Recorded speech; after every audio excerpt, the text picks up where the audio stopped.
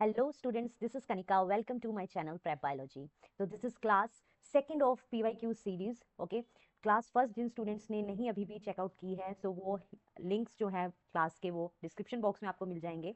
तो आप class first से ज़रूर स्टार्ट करना, ठीक है। So this is class second of PYQ series for the CUET common university entrance test 2025 of biology. Okay, biology domain की ये पर्टिकुलरली क्लास है। So let's start with the video. First question is, given below is the DNA coding sequence its complementary strand would read as. Okay, so you have given 5 prime to 3 prime strand of the DNA, that is guanine, thymine, adenine, thymine, thymine, adenine, cytosine and guanine. तो आपको complementary strands बताना है इसका। तो 5 prime to 3 prime given है, तो 3 prime to 5 prime इसका complementary होगा। तो 3 प्राइम टू 5 प्राइम जो होगा या तो ऑप्शन नंबर 2 होगा या ऑप्शन नंबर 3 होगा। फर्स्ट एंड फोर्थ कट हो जाएंगे। अब देखते हैं कॉम्प्लीमेंट्री। ग्वानिन हमेशा पेयर करता है double triple bond cytosine and thymine हमेशा डबल बॉन्ड करता है किसके साथ? एडेनिन के साथ। तो हम कॉम्प्लीमेंट्री बता देंगे। ग्वानिन का आ जाएगा साइटोसिन, थायमिन का आ जाएगा एडेनिन, एडेनिन का थायमिन। ठीक है, तो इस तरह से अगर आप देखोगे तो 5 प्राइम टू 3 प्राइम का complementary strand 3 prime to 5 prime होगा, जो कि ऑप्शन नंबर 2 होगा। Cytosine, adenine, thymine, adenine, adenine, thymine, guanine and cytosine. Option number 2 is the right answer. Next question is, बेटा आपने कमेंट बॉक्स में एंड में जरूर लिख के जाना है कि आपके आउट ऑफ 50 क्वेश्चंस कितने क्वेश्चंस आपके सही हुए हैं। ठीक है जी। Next is, amino acid is attach to which side of the tRNA. तो अमाइनो एसिड एक्सेप्टर साइड पे, एक्सेप्टर स्टेम पे बाइंड करता है। ठीक है, बाइंड करता है, जिसका जो पोलैरिटी होती है वो 3 प्राइम होती है। That is the option number 2 is the right answer. Next question is, which one of the following lymphoid organ is large at birth but reduces with age. तो बेटा इसका जो आंसर आएगा, कौन सा लिम्फोइड ऑर्गन है बर्थ के time उसका साइज ज्यादा होता है और रिड्यूस होता रहता है विद एज। तो option number 2 is the right answer. Thymus, thymus जो कि क्या बनाता है? टी सेल्स बनाता है। ठीक है, टी सेल्स बनाता है जो कि हेल्प करता है इम्यून सिस्टम में, इम्यून सिस्टम में। ठीक है, तो आप याद रखोगे जो थाइमस है लिम्फोइड ऑर्गन लार्ज होता है बर्थ के टाइम और उसका साइज रिड्यूस होता रहता है with age. Option number 2 is the right answer. Next question is, which one of the following plays a significant role in our stomach in checking diseases causing microbes? तो इसका जो answer आ जाता है that is the lactobacillus. ठीक है, जो कि आपका कर्ड में होता है, वो उसका एक सिग्निफिकेंट रोल होता है स्टमक के लिए in checking the disease causing microbes. ठीक है, lactobacillus is the right answer, option number 4। Next question is, given below are the two statements. तो आपको दो स्टेटमेंट्स दे रखी हैं, आपको you have to correct answer from the following options. तो ऑप्शन नंबर 1, स्टेटमेंट 1 है, whisky, brandy and rum are produced without distillation of the fermented broth. तो जो विस्की, ब्रांडी एंड रम है इसमें डिस्टिलेशन प्रोसेस होता है यूज। ये जो स्टेटमेंट है बिल्कुल इनकरेक्ट है। ठीक है, स्टेटमेंट गलत है। ठीक है, बियर और वाइन के लिए, बियर एंड वाइन के लिए ये जो दो जो अल्कोहलिक मटेरियल है उसको बनाने के लिए विदाउट डिस्टिलेशन प्रोसेस होता है। बट विस्की, ब्रांडी एंड रम जो है वो प्रोड्यूस होते हैं विद डिस्टिलेशन प्रोसेस। ठीक है, एनसीईआरटी में आपका ये डायरेक्ट स्टेटमेंट दे रखी है, तो ये स्टेटमेंट गलत हो जाती है। Saccharomyces cerevisiae is called the doctor's yeast. No, this is incorrect. Saccharomyces cerevisiae is called the brewer's yeast, brewer's yeast. ठीक है, ब्रेड मेकिंग ईस्ट होती है ये। ठीक है, brewer's yeast. This is also incorrect. तो statement 1 and 2 are false, option number 2 is the right answer. Next question is, which one of the following statement is not correct for the restriction enzyme? restriction enzymes molecular scissors होते हैं biotechnology process के लिए, rDNA technology के लिए। तो not correct, तो incorrect statement आपको बतानी है इसमें से। Exonuclease remove nucleotides from ends of the DNA, yes this is correct. Endonuclease makes cuts at specific position within DNA, yes this is also correct. Ligases join sticky ends of the DNA together, no this is wrong. ठीक है, तो जो ligase enzyme है वो दो DNA के fragments को आपस में जोड़ता है। ठीक है, तो ये स्टेटमेंट आपकी गलत हो जाती है, इनकरेक्ट बतानी है, तो option number 3 is the right answer. Next question आ जाता है, मैच द फॉलोइंग। आपको यहाँ पे रीसेंट एक्सटिंक्शन स्पीशीज दे रखी है और आपको बताना है ये प्लेसेस के साथ, आपको ये बताने हैं कि कहाँ कौन से प्लेस से ये एक्सटिंक्ट हुए हैं। ठीक है जी, तो डोडो दैट इज जो डोडो डोडो है, ये जो स्पीशीज है ये एक्सटिंक्ट हुई है मॉरिशस से। ठीक है, क्वागा, क्वागा जो है ये एक्सटिंक्ट हुई है अफ्रीका से। थाइलेसिन, थाइलेसिन जो है ऑस्ट्रेलिया से। एंड स्टीलर सी काओ ये एक्सटिंक्ट हुई है आपकी रशिया से। ठीक है, तो option number 3 is the right answer of this question. ठीक है जी। नेक्स्ट क्वेश्चन आ जाता है, विच one of the following is not associated with megasporangium. Megasporangium मतलब आपका ओव्यूल फॉर्मेशन के लिए जो कि जो आपके यहाँ पे स्टेटमेंट्स हैं, टर्म्स हैं, वो एसोसिएट नहीं है, ठीक है। तो funicle, yes, this is the part of the ovule, and tegument is also the part of the ovule, and micropylar end is also part of it. Generative cell microsporangium में होता है, माइक्रोस्पोरोजेनेसिस में pollen grain formation के लिए help करता है, तो ये हमारा पार्ट नहीं है, यही पूछा है, तो option number 3 is the right answer, generative cell.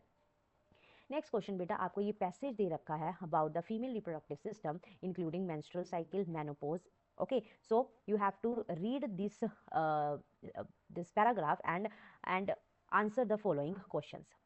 So question number 9 is, which one of the following does not पूछा है बेटा, constitute accessory ducts of the female reproductive system? तो सर्विक्स जो है वो एक्सेसरी डक्ट का पार्ट नहीं है फीमेल रिप्रोडक्टिव सिस्टम का। Fallopian tube, uterus and vagina are the part of female reproductive system, ठीक है। Accessory ducts of the female reproductive system, that is option number 3 is the right answer. Next question is, female external genitalia include, तो जो female external जेनिटिलिया है वो उन पूरे external जेनिटिलिया में कौन कौन से पार्ट्स आते हैं? तो mons pubis, yes, this is the part of the external genitalia. Hymen is also, mammary duct नहीं आता इसमें। Clitoris, yes, this is the part of female external genitalia. Cervix नहीं आता। तो A, B and D, A B D, that is option number 3 is the right answer of this question. Next question is, select the organ of the female reproductive system where the sperm is not transported, जहां पे sperm transport नहीं होता intercourse के time, coitus के time. तो बेटा ये याद रखना है आपने, ovary, ovary is the right answer है इसका। क्यों? क्योंकि सर्विक्स, सबसे पहले वो सर्विक्स, फिर यूट्रस में जाता है, फिर फेलोपियन ट्यूब के कौन से पार्ट में, एम्पुला पार्ट में फर्टिलाइजेशन होती है, ठीक है। तो ovary is the right answer, option number 2 is the right answer.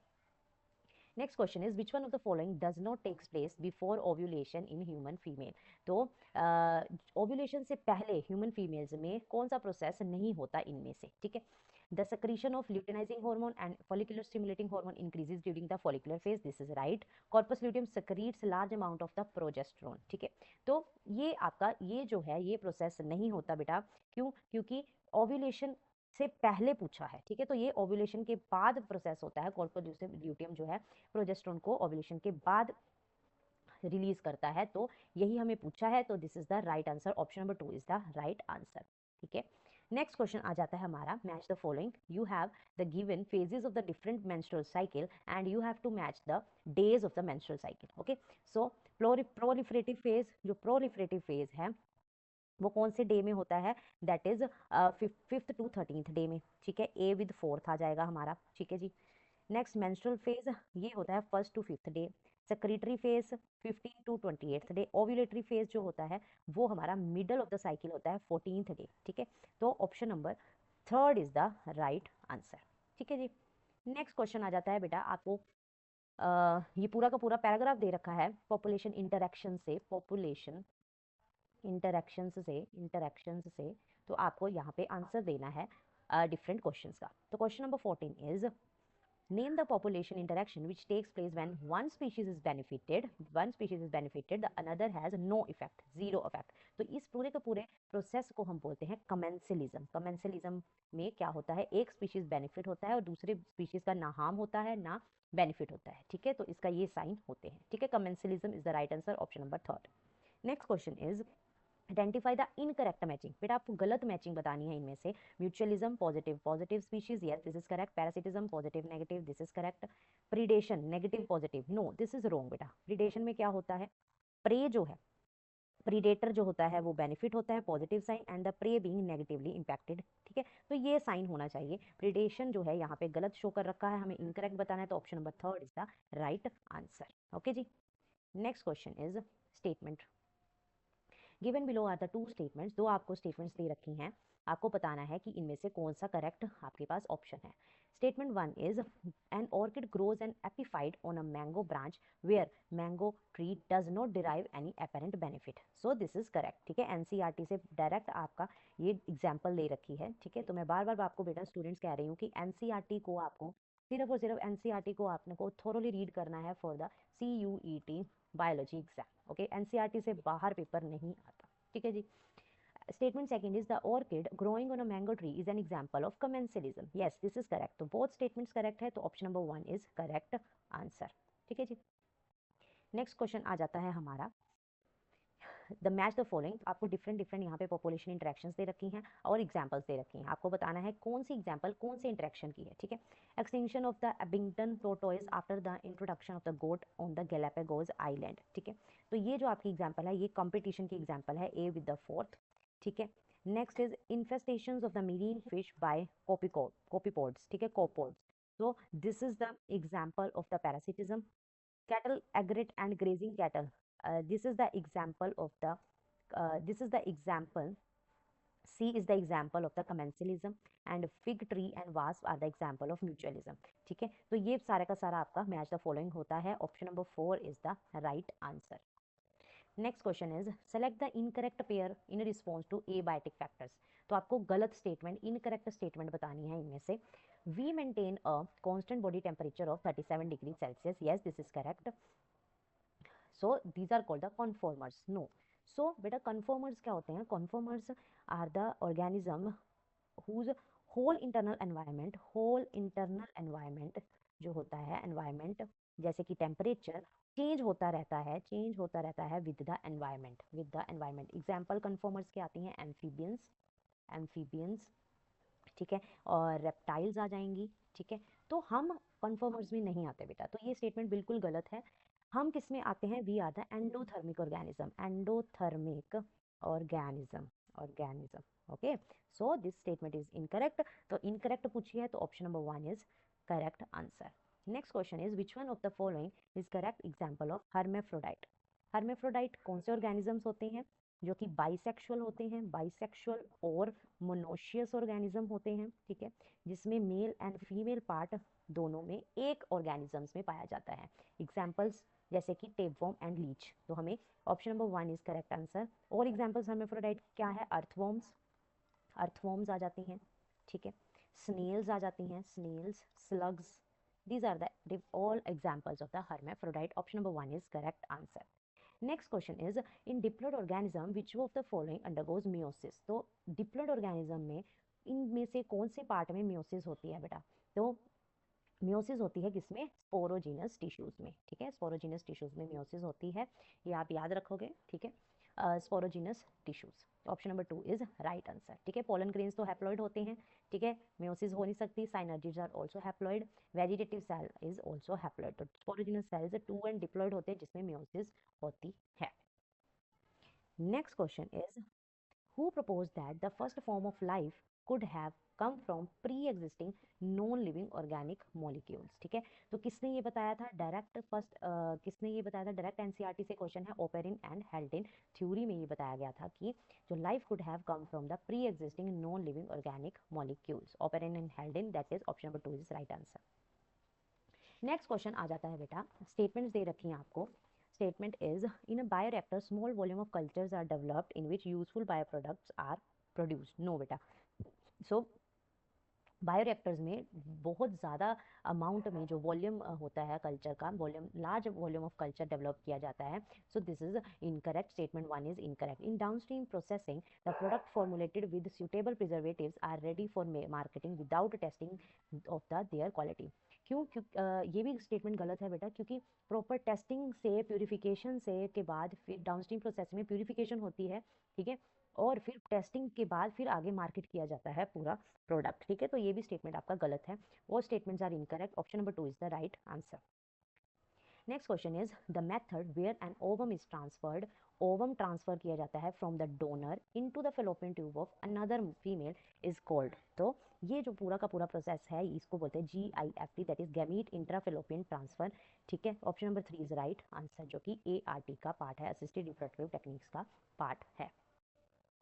Next question is which one of the following parents has A blood groups and the other parents has O blood group and their children can have dash blood group। तो आपको यहाँ पे cross करना होगा बेटा, cross करना होगा, ठीक है। कैसे? when one of the parents A blood group मतलब इसके जीनोटाइप्स क्या होंगे? I, ठीक है, एंड अदर पेरेंट का O ब्लड ग्रुप है तो उसका जीनोटाइप ये होगा, ठीक है। तो अब जब हम क्रॉस करेंगे IA, IO, IO, IO, ठीक है, तो फ्यूजन होगी गैमीट्स की IAI, IAI, II and II। तो ये हमारे पास ऑफस्प्रिंग्स बनेंगे। तो यहाँ पे जो चिल्ड्रन का can have dash blood group, या तो उनके पास ए ब्लड ग्रुप होगा या तो उनके पास ओ ब्लड ग्रुप होगा, इधर ए और ओ। तो option number 4 is the right answer. Okay, तो आपको इस तरह के क्वेश्चंस जो क्रॉसेस से क्वेश्चंस है पक्का पेपर में आएंगे ही आएंगे। Next question is the size of the VNTR varies from. तो ये भी एनसीईआरटी से डायरेक्ट क्वेश्चन है। VNTR क्या है? Variable number of tandem repeats. तो इनका साइज 0.51 टू 20 KB वेरी करता है। Option number 1 is correct answer. Next question is the common approaches for the treatment of cancer. Common approaches आपको बतानी है। Vaccination no, this is not the approach for the treatment of the cancer. Surgery yes, physiotherapy no, radiation therapy yes, immunotherapy yes. तो option number B, D and E are the right answer. B, D, E, option number 2 is right answer. Next question is which one of the following control the growth of the bollworms. ठीक है, तो कौन से jeans बोलवर्म्स की growth को control करते हैं? ठीक है, बीटी कॉटन से ये क्वेश्चन है आपका biotechnology. Cry one, AC and cry two, AB are the genes which control the growth of bollworms. Option number 1 is correct answer. Next question is ELISA is based on the principle of. ELISA क्या है बेटा? ELISA is enzyme linked immunosorbent assay. ठीक है, तो ये जो पूरा का पूरा प्रोसेस है ये बेस करता है, is based on the principle of antigen and antibody interactions. Option number 3 is right answer. Next question is which of the following represent a test cross in which half of the offsprings are heterozygous and half would be homozygous recessive. तो test cross मतलब 1:1 जिसका होता है। ठीक है, तो जिसमें half of the offsprings are heterozygous, capital T small t, and half of the would be homozygous recessive, that is small t small t. तो option number 2 is the right answer. ठीक है, in which phase of the cell cycle does replication of the DNA takes place? very easy question है। तो DNA replication होता है synthesis phase में, as a phase of the cell cycle. okay, in Hershey and Chase experiment some viruses grew on medium that contain। तो Hershey Chase के experiment में कौन से दो रेडियोएक्टिव आइसोटोप्स लिए थे जिसमें वायरसेस ग्रो करे थे? तो option number 1 is correct answer, sulphur 35 and phosphorus 32। Next question, who perform the experiment on Vicia faba to prove that DNA replicate semi conservatively. तो बेटा विक्सिया फाबा में टेलर एंड कलीग्स ने work करा था। ठीक है, option number 1 is correct answer. Vicia faba is the scientific name of the broad bean. Okay, 1958 में ये पूरा का पूरा एक्सपेरिमेंट हुआ था और जिससे प्रूव हुआ था कि जो DNA रेप्लिकेशन है यूकेरियोट्स में वो सेमी कंजर्वेटिव नेचर की है। Option number 1 is correct answer. Next question is a thermostable DNA polymerase is isolated from. ठीक है, तो PCR पॉलीमरेज चेन रिएक्शन जो है उसमें जो DNA पॉलीमरेज है वो कहाँ से आइसोलेट हुआ था? थर्मस एक्वाटिकस बैक्टीरियम से। Option number 1 is correct answer. Next question is which one of the following is not the process of DNA recombinant technology. ठीक है, तो RDNA टेक्नोलॉजी का कौन सा प्रोसेस जिसमें नहीं आता है? ठीक है, आइसोलेशन ऑफ DNA यस, ये प्रोसेस आता है RDNA टेक्नोलॉजी में। RNA इंटरफेरेंस नो, ये जो प्रोसेस है RDNA technology recombinant DNA technology में नहीं आता है। ठीक है, so this is the right answer. Option number 2 is the right answer. Next question is which of the following gas is found in stratosphere. तो ओजोन गैस स्ट्रेटोस्फेयर में पाई जाती है, O3 gas. Okay, option number 1 is correct answer. In which of the following units is thickness of ozone layer measured. तो ozone layer की जो thickness है वो major की जाती है डॉप्सन यूनिट में, ये आप याद रखोगे। Option number 1 is correct answer. Next question is ex situ conservation includes. तो बेटा दो तरह की कंजर्वेशन होती है, इन सितु एंड एक्स सितु। ठीक है, तो एक्स सितु कंजर्वेशन का एग्जाम्पल क्या है? Seed banks. ठीक है, बट इन सितु के ये तीनों के एग्जाम्पल है biosphere reserve, national park and wild life sanctuaries. Seed banks ex situ का एग्जाम्पल है, तो option number 4 is right answer. Next question is in a velvet grass seed the cotyledon is called. तो grass मतलब grasses जो हैं सारे के सारे किस में आते हैं? मोनोकोट्स में आते हैं, मोनोकोट्स में। तो मोनोकोट्स में जो कोटिलेडन्स हैं उन्हें बोला जाता है किसका? स्क्यूटैलम। ओके, तो जो स्क्यूटैलम बोला जाता है which have only one seed leaf. Okay, which have only one seed leaf, that is option number 1 is correct answer. Next question is which one of the following is a recessive trait for garden pea. तो 7 trait लिए थे Mendel ने। ठीक है, तो आपको बताना है कौन सा ट्रेट इनमें से रिसेसिव लिया गया? Round seed is dominant, tall plant are dominant, violet flowers is also dominant, constructed pod is recessive and inflated pod जो ट्रेट था that is dominant. Okay, so constructed pods is the correct answer. Next question is nucleosome. Nucleosome का आपको बताना है क्या इसमें definition बनेगी. Nucleosome is positively charged DNA wrapped. No, DNA जो है नेगेटिवली चार्ज है and nucleosome are the positively charge proteins. Okay, so nucleosome क्या है? Nucleosome is negatively charge DNA wrapped around the positively charge histone octamer. तो option number 2 is right answer. Next question is transforming principle was given by. बेटा जो transforming principle है वो किसने दिया था? ग्रिफिथ ने दिया था. Frederick Griffith is the correct answer. Next question is which disorder is caused by the substitution of glutamic bivaline at the 6th position of the beta globin chain of hemoglobin. तो कौन सी disease में ये substitution होती है? तो sickle cell anaemia. Direct NCERT based question है बेटा.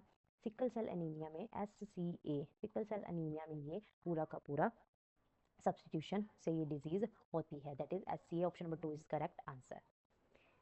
Next question is arrange the following steps of the DNA fingerprinting in proper sequence. तो आपको अरेंज करना है यहाँ पे डीएनए फिंगरप्रिंटिंग का कैसे कैसे पूरा प्रोसेस होगा. सबसे पहले बेटा आइसोलेशन ऑफ डीएनए होगा. ठीक है, ई सबसे पहले isolation of DNA. Next is digestion of DNA by restriction endonuclease E C. Next is separation of DNA fragments by electrophoresis that is ECB. Blotting of separated DNA fragments to nylon D. Next is hybridization using labelled VNTR probe that is A. तो आपका पूरा का पूरा आ जाता है ECBDA. ठीक है, ECBDA. Option number 2 is the right answer. Okay, so next question is you have the diseases okay and different genera they are causing. Okay, तो आपको बताना है डिजीज मैच द फॉलोइंग करना है. एमीबोएसिस, अमीबोएसिस करता है Entamoeba histolytica A with second. Filariasis, Wucheria, ringworm, epidermophyton, pneumonia, haemophilus influenzae. ठीक है, तो आपका पूरा का पूरा आ जाता है option number 2. Option number 2 is the right answer.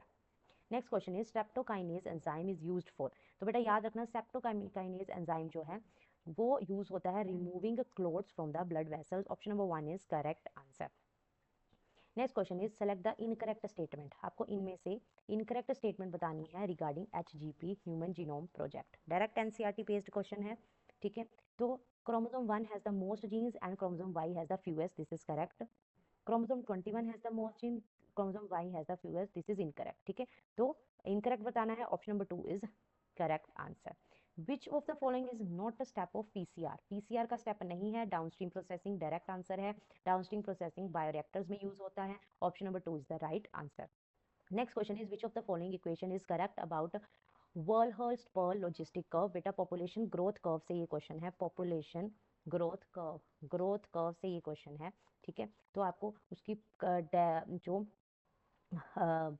Relation है वो आपको बताना है. ये वर्लहर्स्ट-पर्ल लॉजिस्टिक कर्व की जो डेरिवेशन है वो बतानी है. तो option number 3 is correct answer.